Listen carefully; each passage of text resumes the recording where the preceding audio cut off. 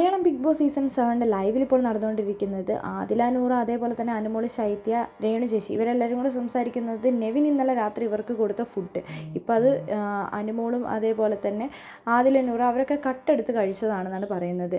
ബാക്കിയുള്ളവർ വരുമ്പോൾ അവരെന്താണെങ്കിലും ആ ഫുഡ് കഴിക്കാൻ പോകുന്നില്ല.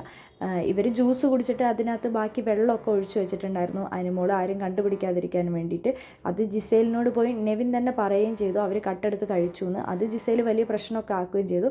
രാവിലെ നമ്മുടെ ആദില പറയുന്നുണ്ട്, നമ്മളെല്ലാവരും ഒരു കാര്യം ശ്രദ്ധിക്കണം, അനുമോളോടാണ് പ്രത്യേകിച്ച് പറയുന്നത്, ജിസേലിനിട്ട് കൊടുക്കാൻ പറ്റുന്ന നല്ലൊരു കാര്യം വരുമ്പോൾ മാത്രം നമ്മൾ കൊടുക്കുക, അല്ലാതെ അനാവശ്യമായിട്ട് കയറി പ്രതികരിക്കാൻ ഒന്നിനും തന്നെ നമ്മൾ നിൽക്കരുത്. ഇത് ഫുഡിൻ്റെ കാര്യമാണ്, അതുകൊണ്ട് തന്നെ നമ്മൾ എല്ലാം നോക്കിയും കണ്ട് വേണം ചെയ്യാമെന്ന് നൂറ പറയുന്നുണ്ട്. നമ്മളെന്താ ഇവരുടെ അടിമകളാണോ എന്ന് അനുമോൾ ചോദിക്കുന്നുണ്ട്. ഇത് ഫുഡിൻ്റെ കാര്യമാണ് അനു, നീ അതൊന്ന് മനസ്സിലാക്കുമെന്ന് പറയുന്നുണ്ട്. നമുക്ക് ലാലേട്ടൻ വന്നു കഴിഞ്ഞാൽ എന്താണെങ്കിലും കിട്ടുമെന്ന് നൂറ പറയുന്നുണ്ട്.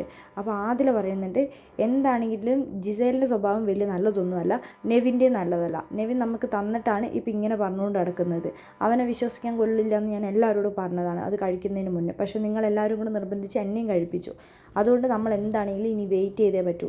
നമുക്ക് നല്ലൊരു കാര്യം കിട്ടുമ്പോൾ നല്ലൊരു കൊട്ട് കൊടുക്കാം ജിസേലിൽ നിന്നാണ് ആദിലയും അതേപോലെ തന്നെ എല്ലാവരും പറയുന്നത്.